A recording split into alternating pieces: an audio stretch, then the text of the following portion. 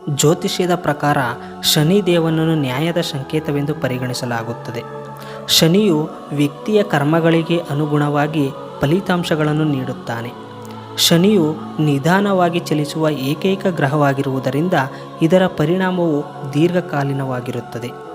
ಇತ್ತೀಚೆಗೆ ಶನಿಯು ಸುಮಾರು 2.5 ವರ್ಷಗಳ ನಂತರ ತನ್ನ ರಾಶಿಚಕ್ರ ಚಿಹ್ನೆಯನ್ನು ಬದಲಾಯಿಸಲಿದ್ದು, ಗುರುವಿನ ರಾಶಿಚಕ್ರ ಚಿಹ್ನೆ ಮೀನ ರಾಶಿಯಲ್ಲಿ ಸಂಚಾರ ನಡೆಸುತ್ತಿದೆ. ಈ ಅವಧಿಯಲ್ಲಿ ಇತರ ಗ್ರಹಗಳೊಂದಿಗೆ ಶನಿಯು ಸಂಯೋಗ ಅಥವಾ ಅಂಶದಿಂದ ಅನೇಕ ವಿಶೇಷ ಯೋಗಗಳು ರೂಪುಗೊಳ್ಳುತ್ತವೆ. ಇದು ಜೀವನದ ವಿವಿಧ ಕ್ಷೇತ್ರಗಳ ಮೇಲೆ ಪರಿಣಾಮ ಬೀರುತ್ತದೆ. ಬುಧ ಗ್ರಹಗಳ ಅಧಿಪತಿ ಮತ್ತು ನ್ಯಾಯವನ್ನು ನೀಡುವ ಶನಿದೇವ ನಡುವೆ 90 ಡಿಗ್ರಿ ಕೋನವು ರೂಪುಗೊಳ್ಳಲಿದೆ. ಇದು ಕೇಂದ್ರ ಯೋಗವನ್ನು ಸೃಷ್ಟಿಸುತ್ತದೆ. ಈ ಸಮಯದಲ್ಲಿ ಶನಿ ಮೀನ ರಾಶಿಯಲ್ಲಿ ಮತ್ತು ಬುಧ ಮಿಥುನ ರಾಶಿಯಲ್ಲಿ ನೆಲೆಗೊಂಡಿರುತ್ತಾನೆ. ಬುಧನನ್ನು ಗ್ರಹಗಳ ರಾಜಕುಮಾರ ಎಂದು ಕರೆಯಲಾಗುತ್ತದೆ ಮತ್ತು ಅದು ಶನಿಯೊಂದಿಗೆ ಕೇಂದ್ರ ಯೋಗವನ್ನು ರೂಪಿಸಿದಾಗ ಅದು ವಿಶೇಷವಾಗಿ ಶುಭವಾಗಿರುತ್ತದೆ. ಈ ಯೋಗವು ರಾಶಿಚಕ್ರ ಚಿಹ್ನೆಗಳ ಮೇಲೆ ವಿಶೇಷ ಪರಿಣಾಮ ಬೀರುತ್ತದೆ.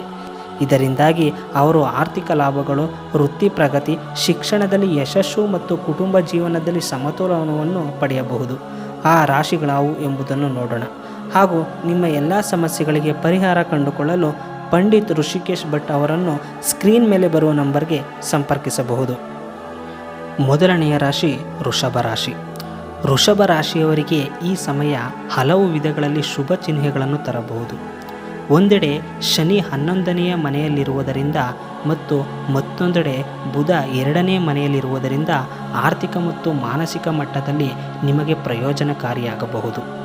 ಈ ಸಮಯ ಮಾನಸಿಕ ಶಾಂತಿಯನ್ನು ಪಡೆಯುವುದು, ಒತ್ತಡವನ್ನು ಕಡಿಮೆ ಮಾಡುತ್ತದೆ ಮತ್ತು ನಿಮ್ಮ ನಡವಳಿಕೆ ಮತ್ತು ಸಂವಹನ ಕೌಶಲ್ಯದ ಆಧಾರದ ಮೇಲೆ ನೀವು ಜನರನ್ನು ಮೆಚ್ಚಿಸಲು ಸಾಧ್ಯವಾಗುತ್ತದೆ. ಕೆಲಸದ ಸ್ಥಳದಲ್ಲಿ ನಿಮ್ಮ ಪ್ರಭಾವ ಹೆಚ್ಚಾಗುತ್ತದೆ ಮತ್ತು ಹಿರಿಯರ ಅಧಿಕಾರಿಗಳ ಬೆಂಬಲದಿಂದಾಗಿ ವೃತ್ತಿ ಬೆಳವಣಿಗೆಗೆ ಅವಕಾಶಗಳಾಗಿವೆ. ಉದ್ಯೋಗದಲ್ಲಿ ಬಡ್ತಿಯ ಸಾಧ್ಯತೆಗಳೂ ಇವೆ. ವ್ಯಾಪಾರಿಗಳು ಲಾಭ ಗಳಿಸಬಹುದು ಮತ್ತು ದೀರ್ಘಕಾಲದವರೆಗೆ ಸಿಲುಕಿಕೊಂಡಿದ್ದ ಆರ್ಥಿಕ ಕೆಲಸಗಳಲ್ಲಿ ಪ್ರಗತಿ ಕಂಡುಬರುತ್ತದೆ. ಮಕ್ಕಳಿಗೆ ಸಂಬಂಧಿಸಿದ ಕಾಳಜಿಗಳು ಕೊನೆಗೊಳ್ಳುತ್ತವೆ ಮತ್ತು ಜೀವನದ ಅನೇಕ ಹಳೆಯ ಸಮಸ್ಯೆಗಳನ್ನು ಪರಿಹರಿಸಬಹುದು. ಹೆಚ್ಚಿನ ಮಾಹಿತಿ ಹಾಗೂ ನಿಮ್ಮ ಎಲ್ಲ ಸಮಸ್ಯೆಗಳ ಪರಿಹಾರಕ್ಕಾಗಿ ಪಂಡಿತ್ ಋಷಿಕೇಶ್ ಭಟ್ ಅವರನ್ನು ಸಂಪರ್ಕಿಸಬಹುದು. ಎರಡನೆಯ ರಾಶಿ ಮಕರ ರಾಶಿ. ಶನಿ ಮತ್ತು ಬುಧನ ಕೇಂದ್ರ ಯೋಗವು ಮಕರ ರಾಶಿಯ ಜನರಿಗೆ ತುಂಬ ಶುಭವಾಗಬಹುದು.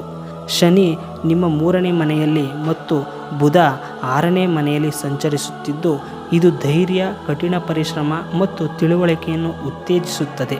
ಬರವಣಿಗೆ, ಮಾಧ್ಯಮ ಅಥವಾ ಸಂವಹನ ಕ್ಷೇತ್ರಗಳಲ್ಲಿ ಕೆಲಸ ಮಾಡುವವರಿಗೆ ಈ ಸಮಯ ಉತ್ತಮ ಸಮಯ ಎಂದು ಸಾಬೀತುಪಡಿಸಬಹುದು. ನಿಮ್ಮ ಕಠಿಣ ಪರಿಶ್ರಮ ಫಲ ನೀಡುತ್ತದೆ ಮತ್ತು ಆರ್ಥಿಕ ವಿಷಯಗಳಲ್ಲಿ ಪ್ರಯೋಜನಗಳನ್ನು ಪಡೆಯುವ ಎಲ್ಲ ಸಾಧ್ಯತೆಗಳಿವೆ. ಕುಟುಂಬ ಜೀವನದಲ್ಲಿ ಸಂತೋಷ ಮತ್ತು ಶಾಂತಿ ಇರುತ್ತದೆ ಮತ್ತು ಅವಿವಾಹಿತರಿಗೆ ಉತ್ತಮ ವಿವಾಹ ಪ್ರಸ್ತಾಪಗಳು ಬರಬಹುದು. ಧಾರ್ಮಿಕ ಕಾರ್ಯಗಳು ಮತ್ತು ಆಧ್ಯಾತ್ಮಿಕತೆಯತ್ತ ಒಲವು ಹೆಚ್ಚಾಗುತ್ತದೆ. ವೈವಾಹಿಕ ಜೀವನದಲ್ಲಿ ಸಾಮರಸ್ಯ ಇರುತ್ತದೆ ಮತ್ತು ಆರೋಗ್ಯವೂ ತೃಪ್ತಿಕರವಾಗಿರುತ್ತದೆ. ಹೆಚ್ಚಿನ ಮಾಹಿತಿ ಹಾಗೂ ನಿಮ್ಮ ಎಲ್ಲ ಸಮಸ್ಯೆಗಳ ಪರಿಹಾರಕ್ಕಾಗಿ ಪಂಡಿತ್ ಋಷಿಕೇಶ್ ಭಟ್ ಅವರನ್ನು ಸಂಪರ್ಕಿಸಬಹುದು. ಮೂರನೆಯ ರಾಶಿ ಕುಂಭರಾಶಿ.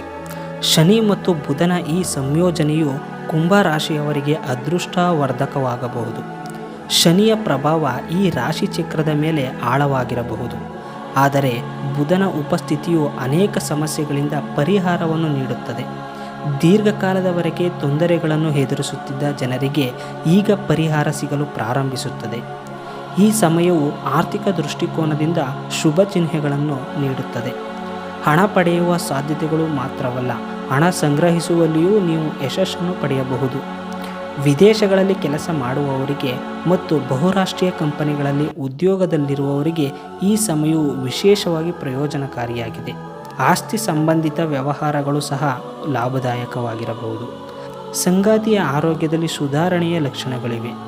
ಈ ಸಮಯದಲ್ಲಿ ನಿಮ್ಮ ಅನೇಕ ಈಡೇರದ ಆಸೆಗಳನ್ನು ಈಡೇರಿಸಬಹುದು.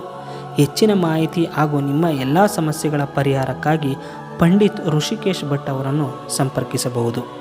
ಜ್ಯೋತಿಷ್ಯ ಸಂಬಂಧಪಟ್ಟ ಮತ್ತಷ್ಟು ವಿಶೇಷ ಮಾಹಿತಿಗಾಗಿ ವಾಹಿನಿಯನ್ನು ತಪ್ಪದೇ ಸಬ್ಸ್ಕ್ರೈಬ್ ಮಾಡಿಕೊಳ್ಳಿ.